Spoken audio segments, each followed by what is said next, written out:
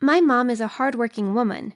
She's always been working as long as I can remember as a vet assistant. She only worked during my school hours so that she could give the rest of the time taking care of me. She was all I had, so she made sure that she was always there. But here's the thing, her job didn't pay much, but she had always been able to send me to an expensive private school ever since I was small.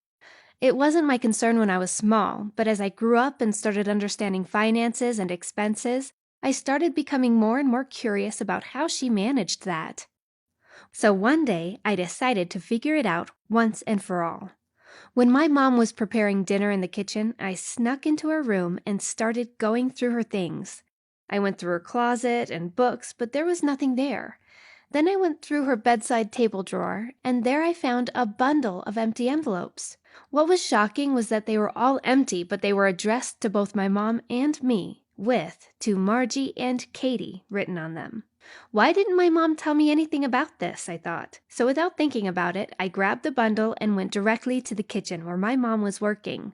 I slammed down the envelope on the table and asked her, "What's all this, Mom?" She was focusing on something else, so she got a bit startled. Then she saw the envelope, and the whole look on her face changed. "It's nothing, sweetie. You don't have to worry about it," she said. "It has my name on it, Mom. Please, I would like to know what this is all about," I replied. I was completely speechless after she told me that someone had been anonymously leaving thousands of dollars in our mail addressed to her and me every 15 days ever since I was 2. And that is how she's been able to afford my education at an expensive school and get through other necessities. She also told me that she never mentioned it to me because she was handling the finances and she wanted me to focus on my school. But now my concerns had shifted from what to who. I had started wondering who would give such a large amount of money to us anonymously. I didn't think much, though. I immediately questioned my mom. "Mom, do you ever try to figure out who it was?" "No, I never did, and it's better if we don't know," she said, and got back to her work. I knew that she was not going to tell me more, so I went to my room.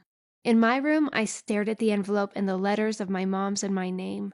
We don't have any family or relatives. Who can it be? I thought. Then I concluded my mom shut down my "who is it" question like she always ignores my questions about my dad. So it must be my dad. There was no other explanation. But I had to be sure, so I ran to my mom's room again to go through her things. I went deep, deep into her closet, pushing through all her stuff, and there I found a box. You wouldn't believe what I found in it. I found letters that my dad wrote to my mom, love letters when they were younger. I felt bad going through them, but I had to find something. And guess what I found out? The way he wrote my mom's name, Margie, on the letter was the same as he wrote on the money envelope, which meant my guess was right. It was my dad all along. However, the letters didn't reveal anything about his job or how he could earn thousands in weeks. After finding out all these things, I had to meet my dad. Honestly, that was the only thing I had ever wished for, to have him in our lives and live together as a family. So I made a plan to keep a 24/7 watch at the mailbox during the summer break. And so I did when summer break arrived. I waited at my window, constantly, just staring at the mailbox, waiting for someone other than the mailman. My sleep routine was completely ruined, but I knew it was all going to be worth it when I got to meet my dad. One day, like usual, I was at my place near the window looking out when I realized that I had no water left in my water bottle. So I ran down to fetch some from the kitchen. But when I came back and looked out the window, I saw a man, all dressed in black, getting into a van that was black as well, and sped off. I ran down again and out of the house to check the mailbox, and there it was, the envelope with the money. That meant the man dressed in black was my dad. I felt so bad for losing the chance to meet him, but I knew he was going to come again in 15 days, as my mom had said. So I waited again. Days passed one after another, and finally the 15th day arrived. I was so nervous, but excited that I was going to meet him. I waited at the exact time he was there before, and went downstairs just a few minutes early. I heard a van pull over in front of our house, so I ran out, but the man was already making his way into the van. "Dad! Are you my dad?" I said again in an innocent voice as I reached nearer.